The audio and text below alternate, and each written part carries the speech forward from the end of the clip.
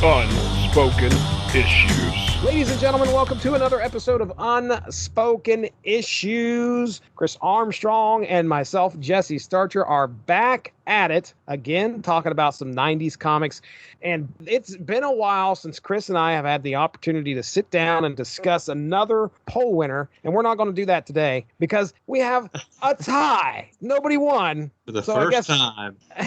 This was a poll that you put out there, Chris Armstrong, and I want to give you the floor to kind of give everybody an idea as to why you put this one out there and what the options were and yada yada. Yeah, I kind of wanted to do like a animation adaptation type thing. I considered doing Rocko's Modern Life against Ren and Stimpy because those were both like Nicktoons, but they were both Marvel, so I kind of wanted to throw in something else because it seems like we do a lot more Marvel than anything else. Yeah, I like to try and have some variety, at least a variety in the options, so people can still, if people vote for the Marvel one, so be it. But so yeah, I picked Rocko's Modern Life against Duckman, which I believe Topps Comics put out this issue. Yeah, they did. Yeah.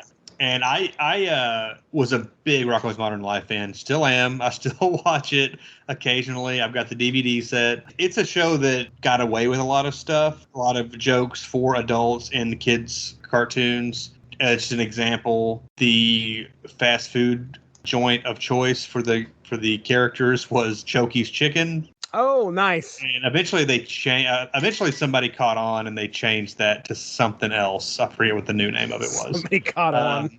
There was an episode where Rocko got a job as a sex phone operator. Oh, boy. So, yeah, a lot of like kind of risque stuff in there, but still pretty tame compared to something like Ren and Stimpy, which I just thought was gross. I never really liked, Ren and Stimpy as a kid. But Duckman, I remember watching a couple episodes when it first came out because I was excited about it. And Jason Alexander did the voice of Duckman, who is great on Seinfeld. Oh, yeah. And I never really liked Duckman. I watched it a few times, didn't really get into it. So I was shocked that Duckman was not only keeping up with Rocko with the poll, but eventually got the tie. So both of these cartoons, these animated shows, you have that gap for comics for you where your parents were like, okay, or you were like out of comics for a while. Right. Okay. I have a gap that I've mentioned, I think, on the show before where we moved in 93 and I was just basically relegated to bunny ears on the back of my TV. So Sure. I had no way of getting cable at least until 96, 97 when I went to college. So there's like a 4-year gap for me where some of these shows I just didn't have access to. Rocko's Modern Life, I think, was one of them.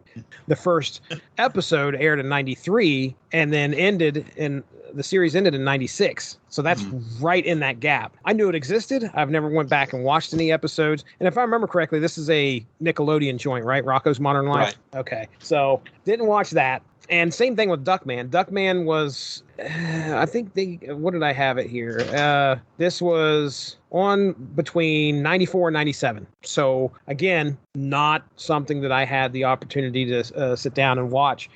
So Rocko's Modern Life. You can watch the whole series on YouTube now.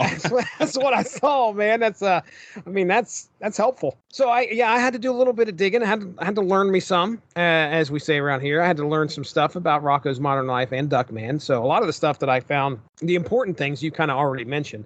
So if it's okay with you, I'll start with the Rocko's Modern Life comic. And I noticed that you picked 2 final issues for each one. Yeah, did you mean to do that? That was not intentional. No, okay. I noticed that too. I picked the Rocko issue because, as it says on the cover, he's at a comic convention. Oh, it's beautiful. Rocko works at a comic shop on the show. Okay. On the few episodes they show him at work, that's where he works. So yeah, he's in charge of a booth at a Comic-Con, and the Duckman issue, based on I'd never read it, so based on the cover, I thought it might be an X-Files parody. It was not. But yeah, that's why I picked that one, and those both ended up being the final issues. I'd say that, when we get to Duckman, I think that there's some similarities for it. Granted, it's not a parody, but there's definitely... Actually, yeah, you're right because of the alien stuff. You're right. You got some alien stuff in there. The title of the issue is the Triple X Files. So, you can't beat that. I didn't know what I was getting into when I got onto these. I knew that it was most likely going to be definitely geared towards humor because both of these are animated characters. I'm sure, although I didn't have any idea what in the world Duckman was. Had no clue. It's an anthropomorphic duck. The first thing that comes to my mind is Howard the Duck. Sure. But obviously that's not what we get here. Then Rocko's Modern Life, I knew was on Nickelodeon. I did know that much. I just didn't know anything about the characters themselves. So I figured it was going to be kind of tame.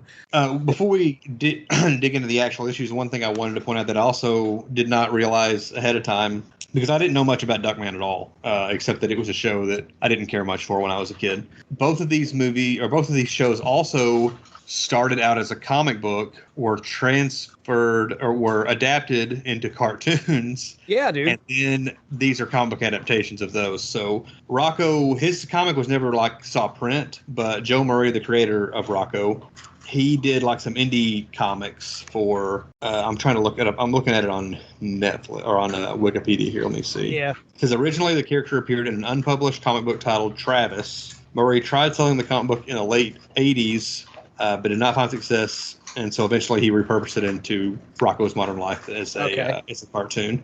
And Duckman was also initially, a Dark Horse. I think it was just a one-shot, and then that got adapted into the series for USA Network. The only other things I'd kind of throw out there for Rocko's Modern Life, just to kind of give, if you're brand new to Rocko's Modern Life, let me give you an idea who the characters are. We have the anthropomorphic Australian immigrant wallaby named Rocko. That's our main character.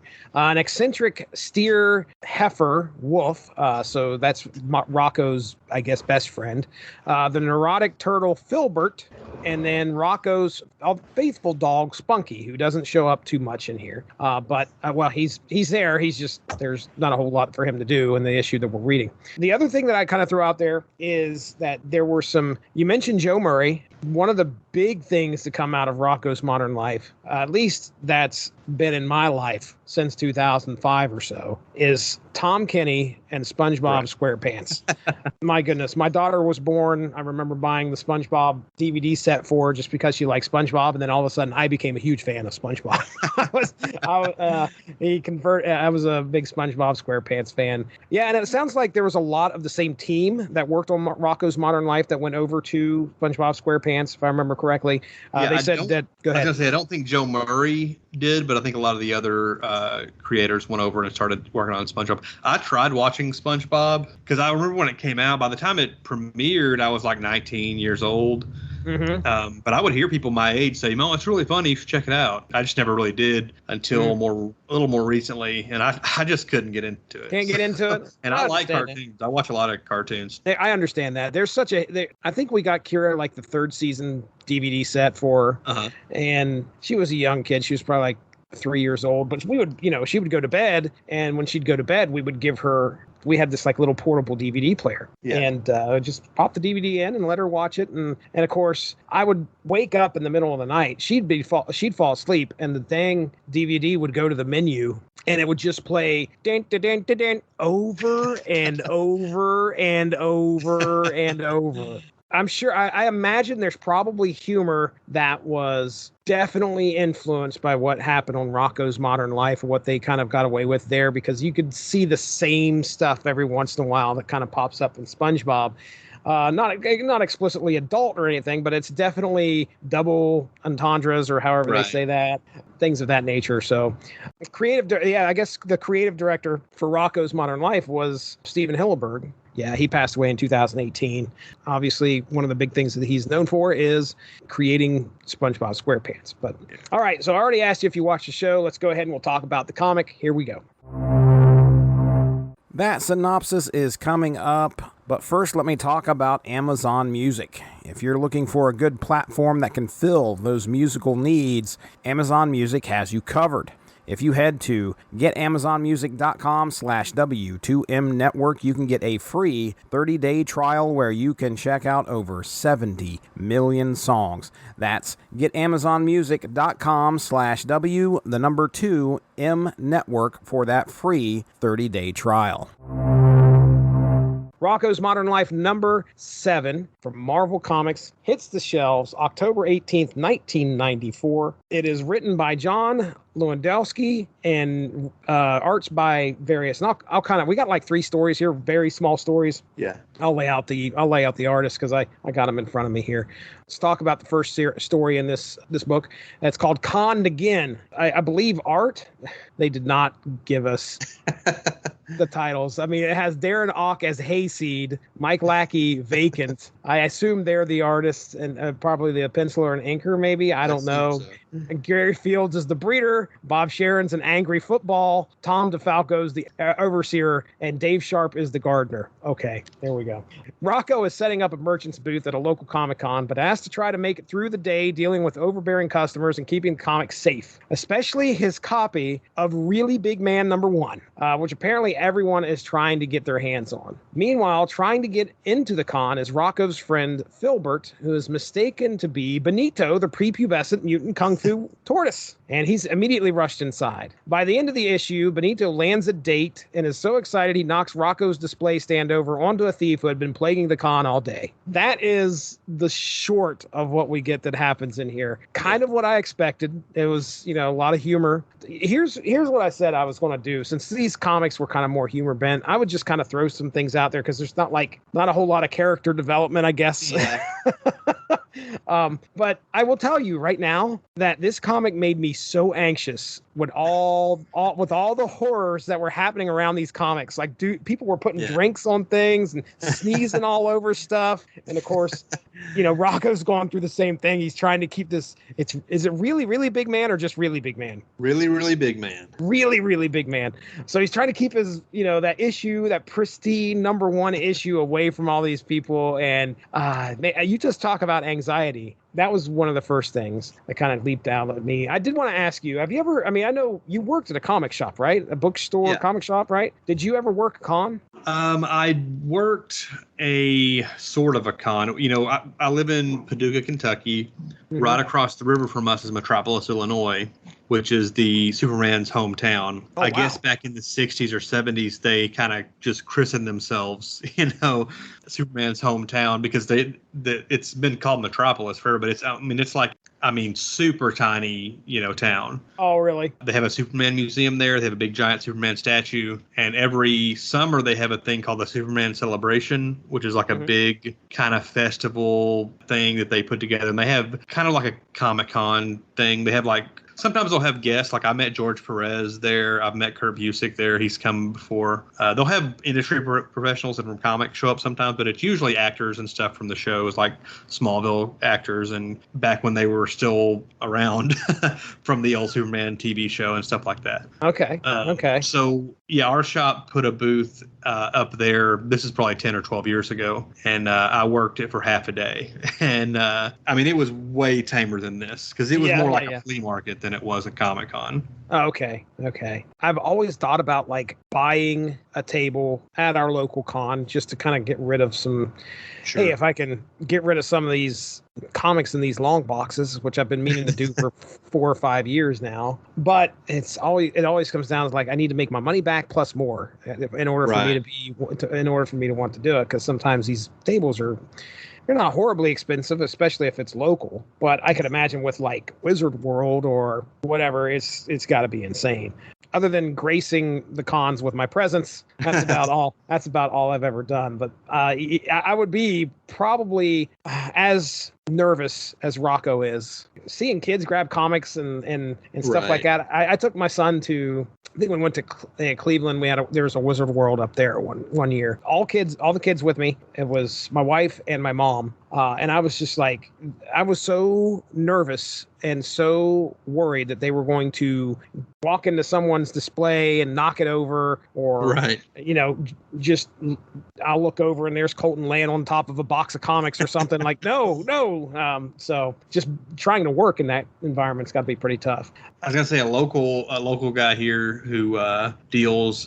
He has a lot of older comics, and he sets up at cons sometimes. He doesn't have his own shop. He's got a booth at a local antique store that has different booths people can rent out. out, and he has comics there. But he would set up at cons with some of his high dollar books. And I think last year or the year before, I think he was at Wizard World Chicago, and he had an amazing. I'm not sure if it was Amazing Fantasy 15 or it may have been Amazing Spider-Man #1. I think it was Amazing 15 though. So big book. He had it graded and he had it on his wall, and somebody stole it when he wasn't. Oh my gosh! He looked back and it was gone. You got to be careful with those things. There's no, yeah. Insured. He got a lot of money for it, I guess, because he had it insured. But I mean, that thing just continues to go up in value. Oh yeah, the market is insane. Well, I mean, I guess we're in the midst of the pandemic right now. Hopefully, it seems like there was a light at the end of the tunnel, and now all of a sudden it's getting further away. I know, like that. Yeah, I'm getting nervous because there's a couple of conventions I'm planning on going to in the next couple months, and I'm getting worried that they're going to get squashed. Yeah, I was going to ask you, what was the last con you were at? The last one I was at was man, it's hard to say. I didn't do any last year, obviously. Mm-hmm. Although the week that didn't really hit the fan when they canceled the NBA games, and that's when you really knew, like, oh crap, this is for real. When the sports league started canceling games, either the week after that or 2 weeks after that, I had tickets to Horror Hound in Cincinnati, a horror convention, which is like my favorite one to go to, really. And so it got canceled at the last minute, and I already had tickets, so my ticket for that one is good for the one that's coming up next month. And I'm just hoping that things don't get too crazy. But yeah, the last one I went to was might have even been in 2018, because I don't know that I went to anything in 2019, but maybe Scarefest in Lexington in 2018 or 19, which is like a horror / paranormal convention, which is pretty cool. But it's an actual straight up comic convention. I don't know the last one I've been to. It's been probably 3 or 4 years. Yeah, I think we had a local one here. I know we had one where I didn't have the chance to go, and I think that was in 2019, maybe. We'll just say I'm friends with the guy the local comic shop owner. So I've watched him as he's evolved with Comic Cons from the very first one he ever did, which it wasn't like too long ago, but I can remember the first one he did. It was inside a metal building down at the fairgrounds. We christened it the Surface of the Sun Con because it was the hottest day of the summer. Just so happens, of course, he schedules the convention at that point. And I mean, we watched a guy, and it was funny, I just saw pictures of this on Facebook. We watched a guy walk in there who dressed up like Nightcrawler. Now, granted, this is the first con that we did, that we've had, I should say, in the area, probably for a very, very long time. So anyway, guy walks in there and he's covered in blue makeup. There's 2 like cattle barn fans running on each end, but that'll maybe blow air about 10 feet out, and the rest of this building is just sweltering. But yeah, that's one of the biggest con memories. But I've watched him evolve, where he's, obviously he learned his lesson there, and we went to a hotel, and then the hotel was a little bit more cramped. Obviously, people couldn't get all their stuff in there, so he kind of graduated to the local college. I think that was the last one that I went to officially. They had one at our college here in town, and it was beautiful. I mean, it was a beautiful day out. It was inside the gymnasium / track that they had. It really did the job. So I'd say 2018 is probably the same time that I last went to a con. And then I'll just throw out one little memory that I have when I already talked about taking my kids up to the one in Cleveland. I mean, it's great to see the cosplay. Love seeing the cosplay. Yeah. The cosplay is great. But there was this guy dressed up like Raph from the Teenage Mutant Ninja Turtles, the movie. He's walking, and it's like he's trying to get to the bathroom. I'll never forget this. But like, everybody's stopping him because they want to get pictures, and he's like, man, you could just tell he had to go to the restroom. But he was so hot in that costume. Like, when he started walking, like water, what I thought was water, I'm sure was sweat, was pooling inside that costume, and then he would take a step and you'd just watch it kind of pour out. Oh. And I was like, man, that cannot be comfortable. Yeah, sucks to be him. But anyway, found some great comics. Those $5 hardback books, graphic novels, it seems like there's always some one or two places that have those, and I'd clean up on a couple of those. All right, so there you go. There's our discussion about, it might have been overlong, about Conned Again. I know we got 3 stories, but I mean, this next story, Bev's Beauty Tips. Now, before I go to that one, did you have anything else you want to talk about with Conned Again? Anything in there? Not particularly. It was a fun one. It was probably the best of the 3 stories. I thought maybe because it was so comic book heavy, being in the con stuff. I'll just go ahead and give my panel of the issue was the 2-page spread that showed like the entire con floor was in that story as well. Yeah, that's a good one. Bev's Beauty Tips, and I've got a 1-sentence synopsis. That's a nice little tongue twister. A 1-sentence synopsis here for this one, and it's Bev Bighead, which is she a frog? Is she a toad? Is she they're toads. Yeah, the big heads are toads. Okay, so Bev Bighead gives us some really, really gross beauty tips. Yep. This was written by John Louie, Darren Ock with the pencils, Matt Malley with the inks, Bob Sharon with the colors. So that's about it. I think it was like maybe 2 pages or something where she's just kind of like, it's beauty tips and it's completely gross. I think by the end of it, she's like ate a bunch of flies or something. I don't know. Yeah, this is a good example of like the Rocko kind of the cartoon. It had a lot of gross stuff in it, a lot of fart noises, a lot of like fungus, just gross stuff, kind of like Ren and Stimpy, but not nearly as grotesque as that, in my opinion.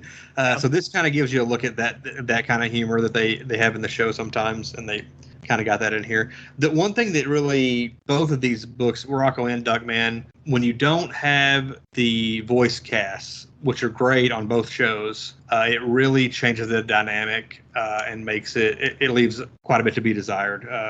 Because of that. I could see that. I mean, I know that I've Mrs. Bighead. Do you know who Harvey Firestein is? That sounds familiar. His most famous role was probably in Mrs. Doubtfire. He was Robin Williams' brother, the gay hairdresser. Oh yeah, I know exactly who. He's got the real raspy. Is that this voice? No, but it's somebody doing an impression of Harvey Firestein. Is basically what Bev Bighead's voice is like. I've got to call my mother. I remember that. Yeah. Independence Day. Right. Oh, I've got to call my mother. Okay. All right. Well, next story. This is titled "I'll Never Go." This is the last story of this issue.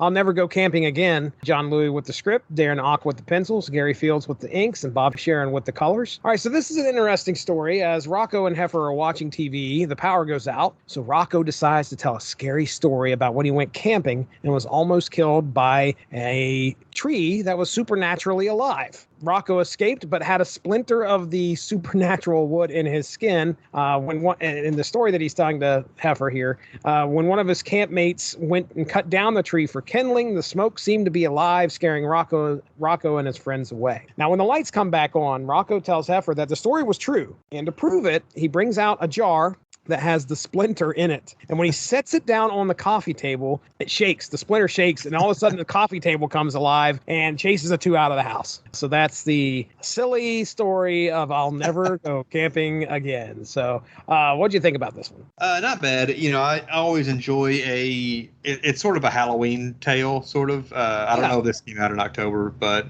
that's kind of the mood that it sets. And it really reminded me of the tree is basically the tree from Wizard of Oz, except that it's dead. It doesn't have any apples growing on it. But yeah, this one was not as good as the initial story, but it was cool to see Heifer in one of these stories because he's kind of the funniest character on the show. Really, is the friend Heifer. But yeah, it was solid, and it was kind of a nice spooky Rocko tale. Yeah, this hit shelves October 18th, so that's right around Halloween. Well, okay, I only have one question for you in regards to this small story. Did you ever do any camping in your life? Just a bit, and mostly it was when I got a little older, around the time I was my late teens. My brothers and some of their friends kind of got into camping a little bit. There's a place a few hours drive from our town. It's called Lust Creek Canyon, and it's about a mile hike. into the forest, and there's a campground area that people use, and there's like a river that goes through this canyon. People like swim in the creek there, and we did that a handful of times when I would say between the ages of like 18 and 22. Okay. But overall, not a big camper, not a big outdoorsman. didn't sit around telling scary stories or anything like that. No, not really. Okay. We basically made hot dogs and just reminisced about old times and stuff like that. That's all right. One of the things that my dad, my parents separated when they got divorced when I was 2. So every other weekend I'd go stay at my dad's. But in the summer, sometimes I would go and stay like a week with my dad and his wife, and they had a kid. Well, ended up having 2 kids. One of the things my dad loved to do was go camping. When he passed away, he was actually camping. So he's doing something he loved to do. One of the things that, as a young kid, I'd go there. We'd go camping. We always had a spot we'd hit. Dad would let us do some of the stupidest stuff. And one of the stupidest things we did was we would go for walks, but before we left the campsite, we would throw food out in the woods to see if any animals would come up and get some of it. So, I mean, it's not like this place was in the middle of nowhere and there were lots of bears or anything, but Dad didn't care. So we'd throw marshmallows and all sorts of stuff out. We went for a walk one night after doing this, and we came back, and of course, Dad started a fire. We all sat around the fire, and my stepmom falls asleep. So she's laying asleep in one of the folding chairs or whatever. So she's asleep, and Dad and me and my stepsister are all talking, and then we see something come out of the woods. Ooh. And sure enough, we had thrown marshmallows, graham crackers, all sorts of stuff out there in the woods, and it was a skunk. So now, mind you, could be better. At this point, this thing is like, it's probably 5 feet from our campsite. So Dad is immediately like, don't move. Nobody move. And I'm looking over. I'm like, what's going on? And I see this skunk. It's kind of milling around. Dad obviously doesn't want us to get sprayed. Skunk walks over through us by the fire and goes right up to my stepmom's foot and starts sniffing it. And she's dead asleep. And we're like, oh my gosh, if she wakes up right now, she is going to scream bloody murder. We're all going to leave this place smelling like skunk. It's going to be horrible. And thank goodness she slept through everything. And I wish I would have, this is back in the days. Obviously, nobody has cell phones and cameras. I would have been filming this if that was the case. Yeah, that was probably one of the craziest stories. I think we learned our lesson after that. We never did that again. But never had any trees come alive, try to get me or anything like that. I think the worst thing that ever happened to me camping, didn't actually happen to me. It happened to my cousin. We all went camping again. And of course, we all brought our bikes, and my cousin was out riding his bike in the middle of the night. I say middle of the night. It's like 9 o'clock. It's dark. Runs smack dab into a picnic table. Doesn't even realize it's there as he's on his bike, and messes himself up bad. Didn't have to go to the hospital or anything, but he was bleeding. Camping stories. There you go. Yeah, one of those trips we took in that river that we would swim in. One of our buddies, He was starting to drown, and we didn't realize it. We thought he was kind of joking with us at first, and then we were like, "He's not kidding," because he was going down and then coming back up, yelling. Ooh. And then so my buddy, who was a couple years younger than me, he was probably 15 at the time. He kind of swam out. He was closer to him. This guy's was a real stout guy, and he was panicking. So he was like pushing my buddy under the water. Oh man! And so it was like a situation where they both might drown. But another friend of ours swam out and let my buddy John kind of go back to the shore to catch his breath, and he got the first guy back onto the shore. But he nearly drowned, but he got him out of there in time. But it was harrowing. That's scary. Yeah, that's very scary. Wow. All right, well, let's go ahead. We'll get into Duckman. Duckman number 5. Okay, now you already told me you kind of tried to watch this and it wasn't something that... I didn't care for it when it initially was released. I was probably 15 or 16. I can't remember what year it premiered, but didn't really like it. I actually watched an episode of it today to kind of refresh myself on it, and it was better than I remembered. It wasn't. I watched the pilot on YouTube today, and not a bad show. Not one that I think I would continue to watch. I would rather watch Futurama for the 15th time than probably go through Duckman, but not a bad show. And Jason Alexander is as the titular Duckman is great in that role. But Yeah, so what is Duckman? Duckman Private Dick / Family Man, commonly known as Duckman, is an American adult animated sitcom that aired on the USA Network from March 5th of 94 through September 6th of 1997. It was created and developed by Everett Peck and is based on characters he created in his 1991 shot comic book published by Dark Horse Comics. So that's straight from the wiki right there. I did throw this in there. Okay, apparently Duckman, I've been calling him Duckman this whole time. That's his last name. His actual name is Eric Tiberius. Interesting middle name there. I feel like there's a Star Trek nod. connection. Yeah, nod to James T. Kirk. Eric Tiberius Duckman is the actual full name of our main character here. So this issue number 5 of Duckman, hits shelves in. Oh, I don't even have that. That wasn't even. Mike's Amazing World of Comics said no. They did not have the fine print is May 95, so it was probably a month or two before that. Published by Topps Comics and written by Everett Peck. Art. Now they have art listed as Everett Peck, but I'm looking at this differently here. The inside cover has, this is titled The Triple X Files, written by Stefan Petruka. Art by Craig Yo, lettered by Richard Starkings. Oh, colors. I'm sorry. Electric Crayon. Corin Donahue, Albert Duchesne, Cynthia Morris, Mario Pejoto, and Mark Siri, if I'm reading the fine print right. They're all involved with Electric Crayon. Okay, so here we go. So when an elderly woman believes a Girl Scout spontaneously combusts on her front porch, she calls Robert Stack of Unresolved Mysteries to win their weekly cash prize for giving them content. This inspires Eric Duckman to go on a search for some alien porn that he remembers watching as a young duckling in order to cash in. Joined by his skeptic pig friend Cornfed, his quest to find the lost footage is aided by the mysterious Deep Throat, which I think happens to be his son's or something like that. It's like a two-headed duck. I have no idea. Right. Who points him in different avenues, taking him on a government conspiracy-laden journey that seems to always be a dead end. But when the found footage mysteriously shows up on his doorstep, Duckman goes to great lengths to avoid being followed in order to get what he believes is the film he remembers from his youth to sack and Unresolved Mysteries. However, at the end of the issue, we find that the alien porn was actually staged by Robert Sack and some monkeys. This footage was given to Duckman to make him believe it was the real deal so that they could have a great story to keep their show on the air. And that is Duckman number 5, the final issue of Duckman in a nutshell. So now I didn't hit everything in here. There are some moments I definitely feel are commentary. This is absolutely a little bit more adult than Rocko's Modern Life. Yeah, for sure. We're not going to get the triple X Files in a Rocko's Modern Life comic. There's definitely some moments of commentary in here amongst all the humor, especially with that. There was a point where, like, I think Eric is addressing a mom who is upset about Unresolved Mysteries and Robert Sack, like, influencing her kid to do something that he should have never done, or he would have never done if he would have never seen that program.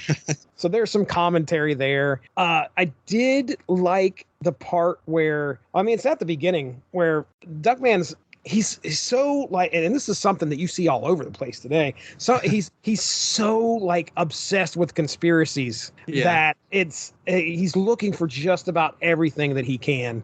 I think that's where he finds like this potato chip, and he's like, doesn't that have what's the Imelda Marcos on it? The image of Imelda, which I have no idea who that is. I'm sure that is. Yeah, me neither. Well, you know what? The power of the internet. Imelda Marcos, of all the people.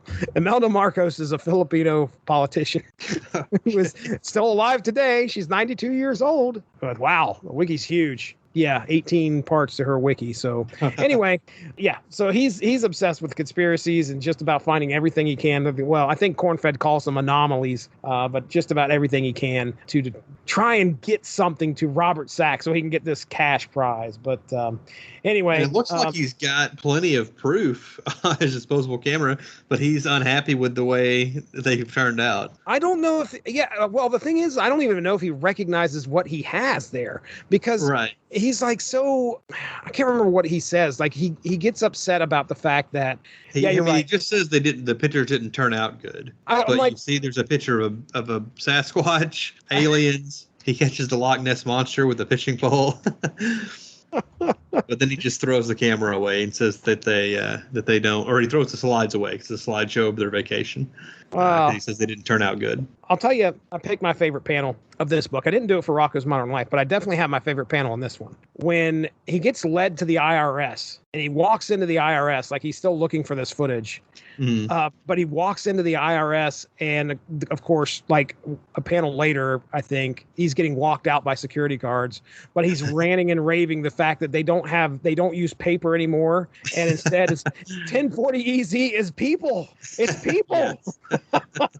Nice little nod to, what is that, Soylent Green? Right. Yeah, there is a little bit of a thing that kind of tied in with the actual episode, and I don't know if you read this on the wiki or not. I should say there's a little bit of a tie-in between this issue and what actually happens on the final episode of the series. Oh, really? I didn't see that. Okay, so let me break it down for you.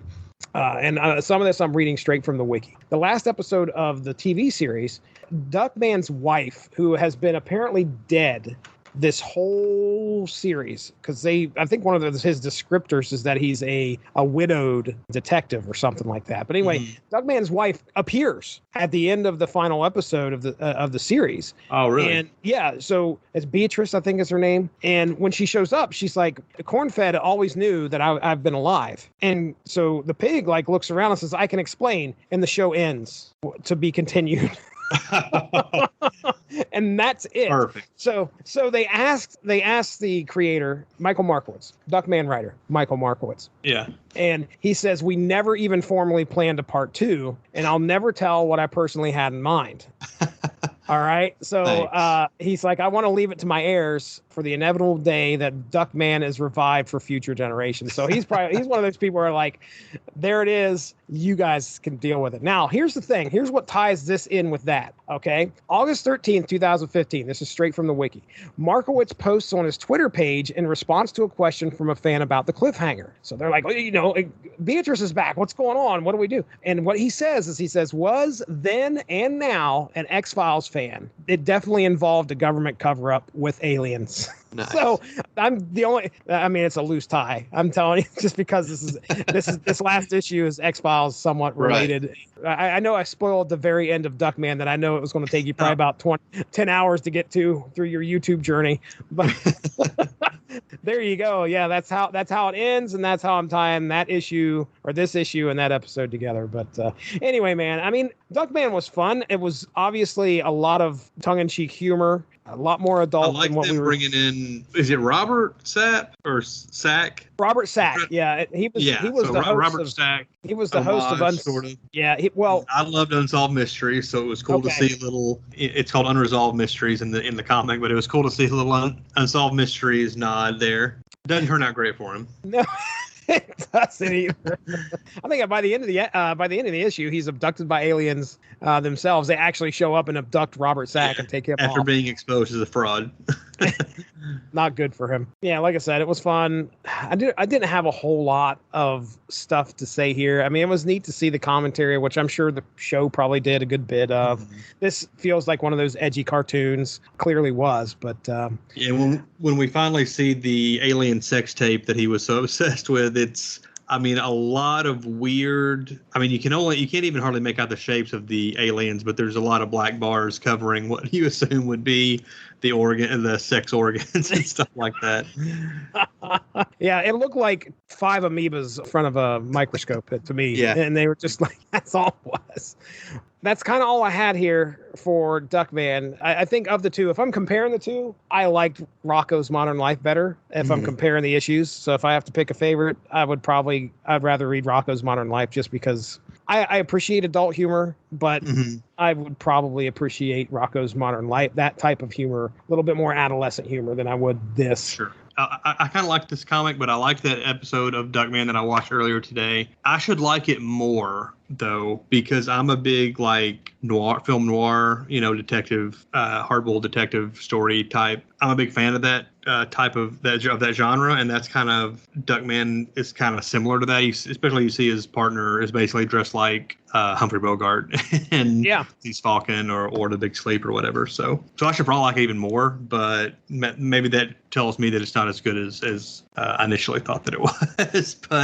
But yeah, not a bad comic, but I definitely prefer Rocko all day, every day. Topps Comics is probably one of the publishers that I had the hardest time. I don't want to say the only taking thing I could seriously. think of that they did was this, which I didn't even realize till this week. And X-Files too, didn't they? They did some Kirby stuff. Oh! I think I know what you're talking about. Like in the early to mid 90s. A lot of like licensed properties, I thought. Yeah, like, I think they made a Jurassic Park comic. Yeah, I'm looking through some of the images here. I'm pretty sure they had the X-Files, Zorro.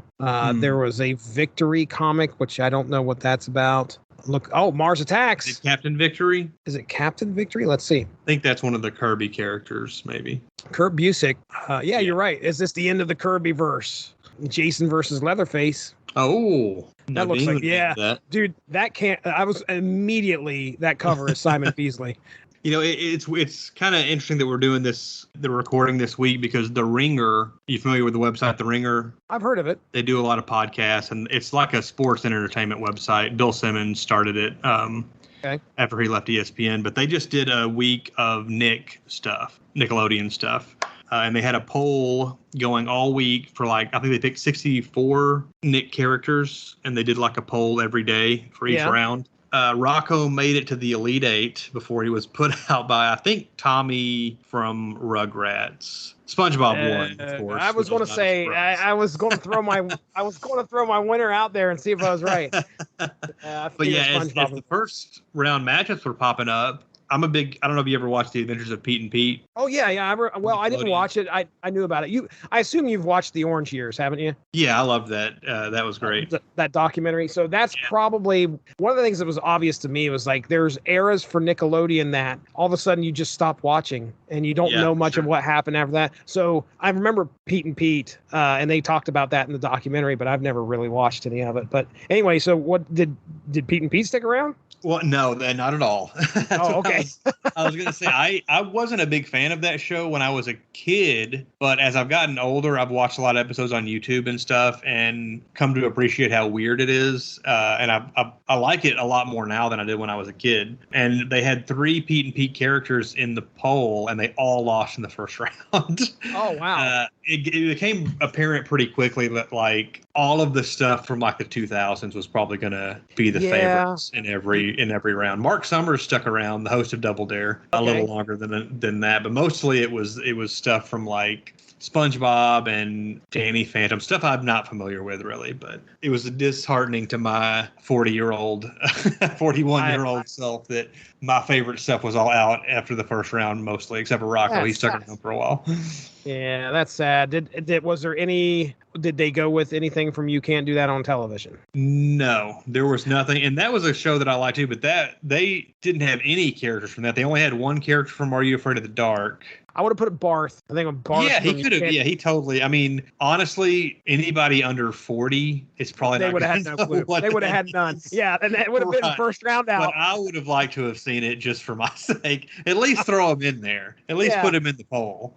Oh man. Well, all right. Well, I mean, this has been a good discussion. It's been fun. This is, I think, like I said, 2 for 1 here, ladies and gentlemen. You got a 2 for 1 with Rocko's Modern Life and Duckman, and I'm glad I had the opportunity to read and share some fun stories with you. So I guess, Chris Armstrong, I mean, feel free to plug your stuff, man.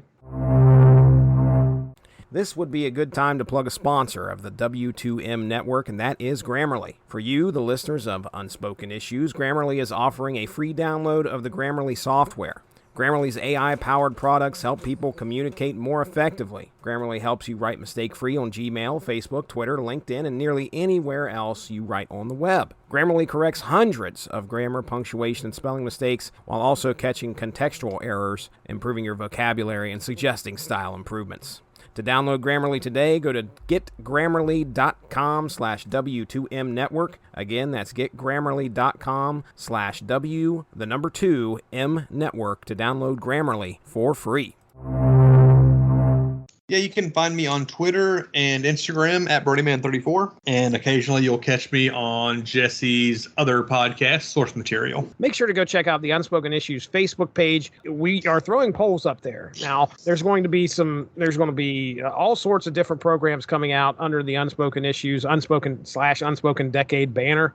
Obviously, what we just did here, I know that by the time this airs, I think we're going to have our foray. It's going to be me, Derry Waite, and Dean Compton jumping into all 12 issues, 2 separate episodes, 6 issues apiece of Transformers Generation 2. That should be hitting the air. And I believe at some point we're going to be talking some Venom/Carnage. Whenever this airs, I think you can probably be looking forward to that here pretty soon. Venom and Carnage, of course. Check out the Rattlich in Broadcasting Network. Probably check out that Facebook page and see what is all upcoming on the schedule. Of course, feel free to drop us a line. You're more than welcome to do so. For myself, I'm at Stiznarkey on Twitter, and I think that's going to bring it to a close. So for Chris Armstrong, I am Jesse Starsher. We'll be talking to you soon. Have a good one. Bye-bye.